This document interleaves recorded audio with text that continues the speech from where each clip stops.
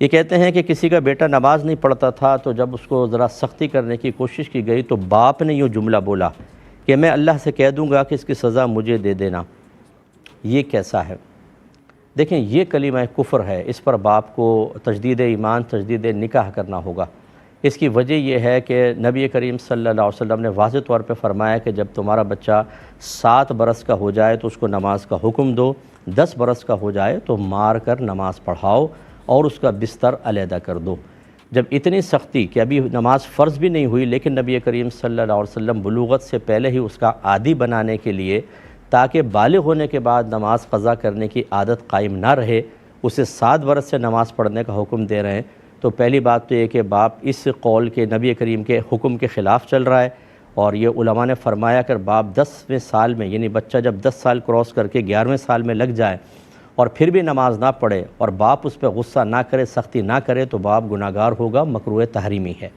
تو یہ اس وجہ سے گناہگار ہوا۔ کفر کا حکم ہم نے اس لیے دیا کہ اللہ تبارک و تعالیٰ کے عذاب سے ڈرنے کا حکم ہے، اور یہ کہہ رہا ہے کہ میں اللہ سے کہہ دوں گا اللہ مجھے سزا دے دے، یعنی اللہ کے عذاب کو ہلکا جاننا، معمولی سمجھنا، اور اس کو علماء نے کفر لکھا ہے، لہذا اس کو تجدید ایمان، تجدید نکاح کرنا ہوگا۔ مطلب دائرہ دب میں رہ کے کہہ رہا ہوں کہ برا نہ مانے، اس آدمی کو پکڑ کر ایک کمرے کے اندر بند کر دیں،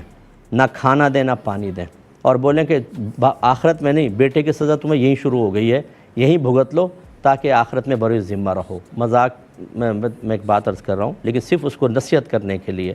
اب اس کے بعد دیکھ لیں، 2 دن بعد 3 دن بعد اس کے چیخے نہ نکلے تو بتائیں۔ صرف میں یہ سمجھانا چاہتا ہوں کہ دنیا میں تھوڑا سر درد ہو جاتا ہے، ٹانگ میں درد ہو گیا، موبائل چھن گیا، 5000 کا نوٹ گر گیا، کسی نے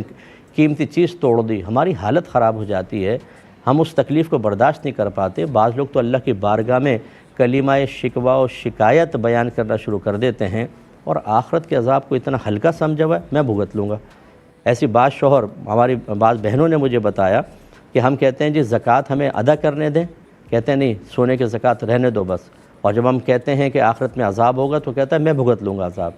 کتنا آسان سمجھا ہوا ہے، اور یہ زیادہ تر وہ لوگ ہوتے ہیں جن کے دل میں کسی بھی لحاظ سے ایک تکبر ہوتا ہے، بڑا پن۔ اب اس سے آگے میں نہیں کہتا ہوں، اس تکبر کی وجہ سے ایسے جملے زبان سے نکلتے ہیں، تو بالکل اس باپ کا یہ فعل حرام اور گناہ کبیرہ ہونے میں تو کوئی شک نہیں، اور نظر فقہا میں چونکہ یہ کفر بھی ہے، اس لیے احتیاطاً ان کو تجدید ایمان اور تجدید نکاح کرنا ہوگا۔ اور یاد رکھیں، جیسے میں نے آپ کو سنا دی، آیت بھی عرض کر دیتا ہوں، اللہ تعالیٰ فرماتا ہے کہ وَأْمُرْ أَهْلَكَ بِالصَّلَاةِ وَاصْطَبِرْ عَلَيْهَا لَا نَسْأَلُكَ رِزْقًا نَحْنُ نَرْزُقُكَ۔ اپنے گھر والوں کو نماز کا حکم دو اور خود بھی اس پر ثابت قدم رہو،